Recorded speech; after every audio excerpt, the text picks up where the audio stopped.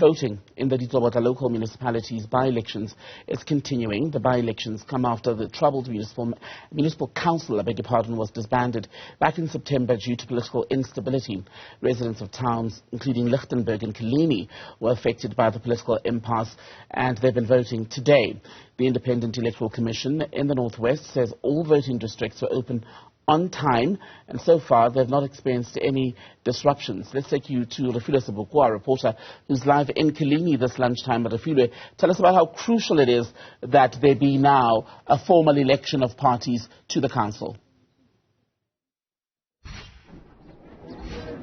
Well, it's very crucial that, we get to see developments, or rather turning around of situations. This is what we are getting from voters on the ground who come to different voting stations under Ditsobotla Local Municipality to cast their vote. And all that they are looking forward to is that things are going to change, and therefore issues of service delivery will also be addressed. But like you rightfully said, the IEC had said that in the Northwest that they are not anticipating any disruptions. However, there had been alert in case of anything. But allow me to welcome Dr. Tumelo Tiba to tell us on how things are going so far. Dr. Tiba, thank you so much and welcome to Newzroom Afrika. You had expected about 14,000, between 14,000 and 17,000 from the 71,000 that registered for these by-elections. How are things going so far? Yes, indeed. Fifi, we expect between 20 and 25% of the 71,914 voters, because this being a by-election and not a public holiday, we will not get the usual 30, 40, 50% turnout. We started distributing our material at 4 a.m. this morning because some of our stations are almost 100 kilometers away from the local office.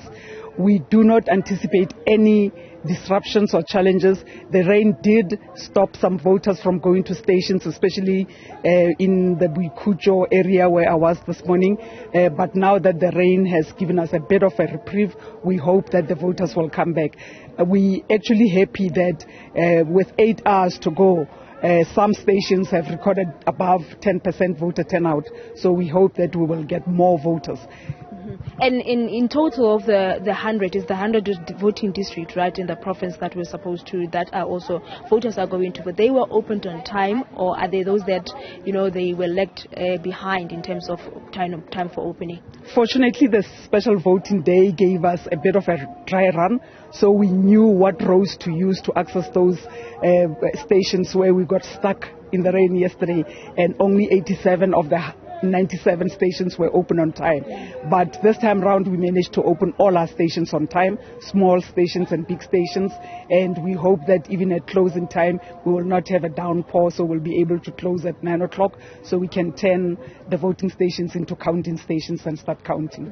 And cooperation, IEC, together with different political parties so far, is everything going according to plan? Oh, certainly. We do have, of course, minor incidents, sometimes false reports about a party or two not conducting themselves in the manner that we agreed upon, but we are not perturbed. We know that political parties respect their oath that they took through our code of conduct, because by the mere fact that they are participating in the by-elections means they have an intention of abiding by the code of conduct. So we don't have a problem with that at all.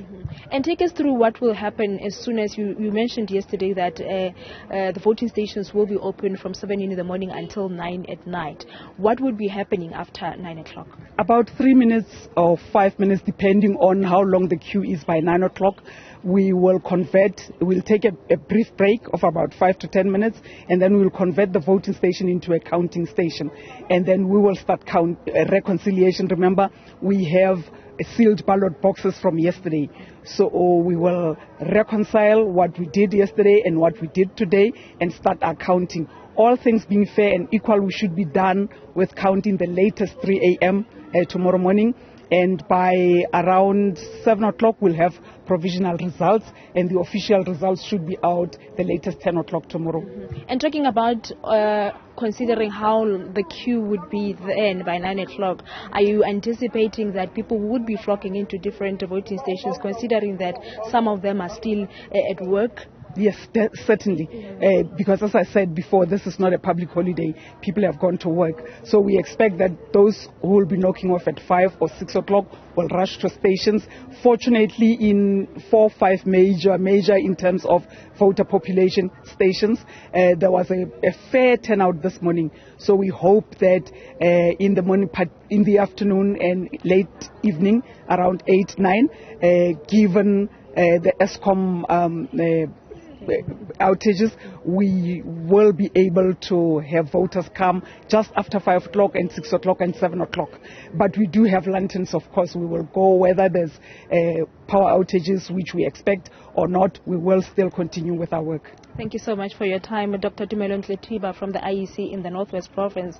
They were anticipating about 25% of voter turnout to different voting district or rather stations in the province for these by-elections. But you'll understand, Tembekile, that also in analyzing the whole Ditsobotla Local Municipality by-elections in terms of the turnover or people that will be coming to vote, he had said that it's a normal pattern that people don't really participate much into local government elections as compared to provincial and national elections, but also citing an issue of its festive season, citing issue of also that the upcoming national ANC conference as well. Now we will just wait to see on how numbers will be looking after all the voting processes has went through. Refiloe, thank you very much for that.